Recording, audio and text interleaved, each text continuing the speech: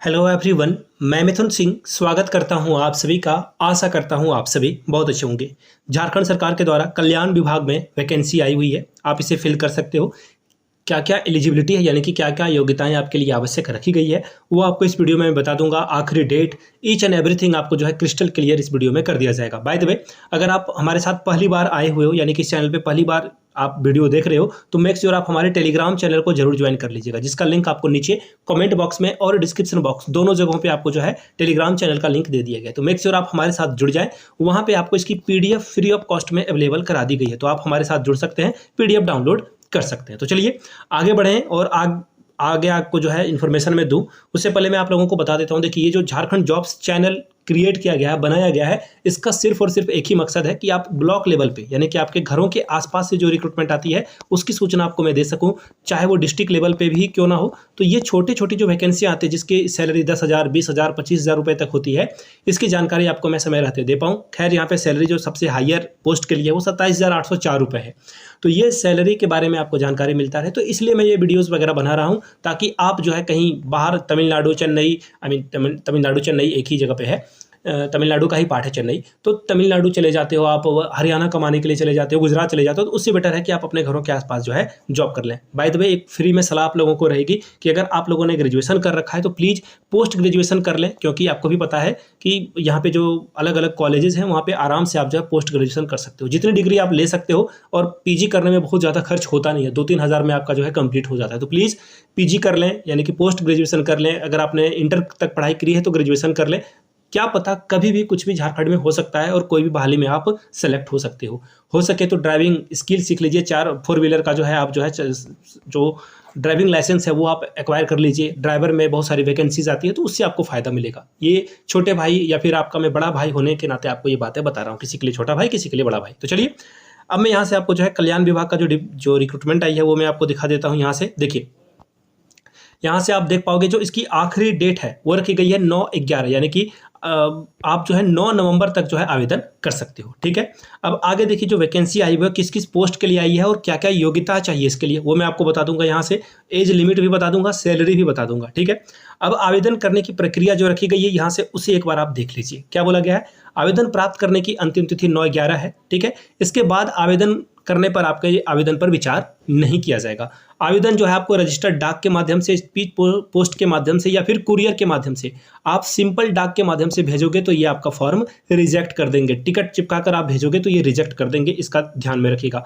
आवेदन करते समय आपके पास जो शैक्षणिक योग्यता है, मैट्रिक, इंटर, ग्रेजुएशन, और अगर आपने कहीं पे वर्क एक्सपीरियंस है आपका, अगर आपने कहीं काम कर रखा है, वो जाति प्रमाण पत्र, स्थानीय निवास प्रमाण पत्र, ये सब कुछ आपको जो है फोटोकॉपी और सेल्फ अटेस्टेड करके भेजना है।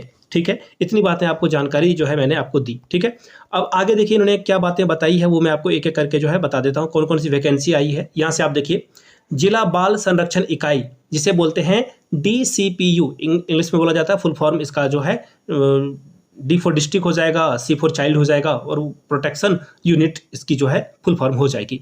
यहाँ से देख लीजिए DCP3 के लिए जो है पोस्ट है संरक्षण पदाधिकारी गैर संस्थागत देख रेख के लिए एक पोस्ट आई हुई है। उम्र सीमा 30 से 45 साल और 27,804 रुपये आपको दिया जाएगा। सामाजिक कार्य, मनोविज्ञान, समाज शास्त्र, या फिर इसमें जो है पीजी की डिग्री या फिर किसी मान्यता प्राप्त से जो संस्थान से MBA, PG, DBA कर रखा है तो आप यहाँ पे काम में लग सकते हो। ठीक है, इसकी उम्र सीमा जो है, अगर आपने कहीं पे काम कर रखा है 3 साल, अगर आपने कहीं काम कर रखा है तो आप यहाँ पे आवेदन कर सकते हैं। आगे देखिए, DCPS कोड 4 के लिए जो है विधि सह परिवीक्षा अधिकारी के लिए जो है 30 से 45 साल, उम्र सीमा 27,804 रुपये यहाँ भी मिलेगा। सामाजिक कार्य में PG अगर आपने कर रखा है, इसके अलावा MBA वगैरह कर रखा है तो भी आप अप्लाई कर सकते हैं। 3 साल का यहाँ भी वर्क एक्सपीरियंस चाहिए।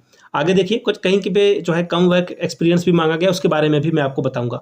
DCPS 6 के लिए 18,536 रुपये और उम्र सीमा वही 30 से 45 साल। 2 पोस्ट है इसके लिए, सामाजिक कार्यकर्ता के लिए। क्या चाहिए?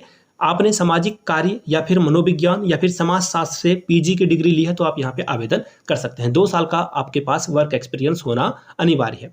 अब यहाँ से देखिए, DCPS कोड 7 के लिए लेखापाल यानी कि अकाउंटेंट जिसे बोलते हैं 18,536 रुपये। अगर आपने कॉमर्स से ग्रेजुएशन किया है, कंप्यूटर चलाने में आप दक्ष हो, आपके पास सर्टिफिकेट वगैरह है, तो आप यहाँ पे आवेदन कर सकते हैं। ठीक है, जिनके पास MCOM या फिर MCA की डिग्री होगी उनको ज़्यादा वैल्यू दी जाएगी। ठीक है, 3 साल का कार्य अनुभव आपके पास होना अनिवार्य है।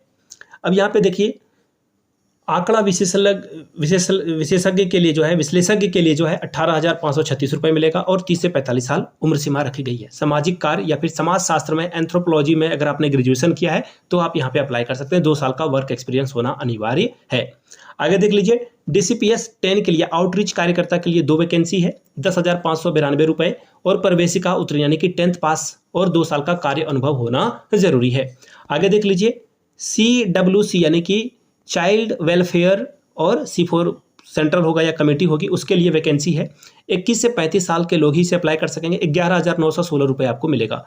कंप्यूटर में दक्ष होना चाहिए। 30 वर्ड आप हिंदी में और इंग्लिश में 35 वर्ड अगर आप टाइप कर सकते हो तो आपका काम चल जाएगा। और 3 साल का वर्क एक्सपीरियंस होना जरूरी है। कंप्यूटर का वर्क एक्सपीरियंस आपको भी पता है बहुत ही आसानी से मिल जाता है कहीं से भी। आगे देखिए किशोर न्याय बोर्ड के लिए रिक्रूटमेंट है सहायक डेटा एंट्री ऑपरेटर की। इसके लिए देखिए क्या करना होगा, वही 30 वर्ड हिंदी में और 35 वर्ड इंग्लिश में आपको जो है करना होगा। इसके बाद आपका काम बन जाएगा। आगे देख लीजिए जो बातें मैंने आपको यहाँ से बताई है वो है। अब ये वैकेंसी अप्लाई कहाँ से करना है, तो आवेदन करने का जो पता है आप लोगों के लिए जिला समाज कल्याण पलामू, और ये वेबसाइट है देखिए palamu.nic.in पर जाकर जो है आवेदन पत्र को डाउनलोड कर सकते हैं। मैं इसकी PDF आवेदन का जो PDF है वो टेलीग्राम पे आप लोगों के लिए अपलोड कर दूंगा, तो टेलीग्राम पे आप हमारे साथ जरूर से जरूर जुड़ जाएं। वहाँ पे आपको इसकी PDF आवेदन करने की, और ये PDF जो एप्लीकेशन आया हुआ है कार्यालय उपायुक्त सह जिला दंडाधिकारी पलामू से ये रिक्रूटमेंट आई है, वहाँ से जो है आपको सारी जानकारी मिल जाएगी। तो ये वैकेंसी देखिए 9/11 यानी कि 9 नवंबर तक आप अप्लाई कर सकते हैं। तो चलिए अगले वीडियो में मिलेंगे। अगर आपने पूरी वीडियो देख ली है और कहाँ से आप इस वीडियो को देख रहे हैं, जिस भी डिस्ट्रिक्ट से देख रहे हैं उस डिस्ट्रिक्ट का नाम नीचे कमेंट करके आप लोग जरूर लिखिएगा। चलिए मिलते हैं अगले वीडियो में, तब तक के लिए आप सभी का बहुत बहुत शुक्रिया। Have a good day.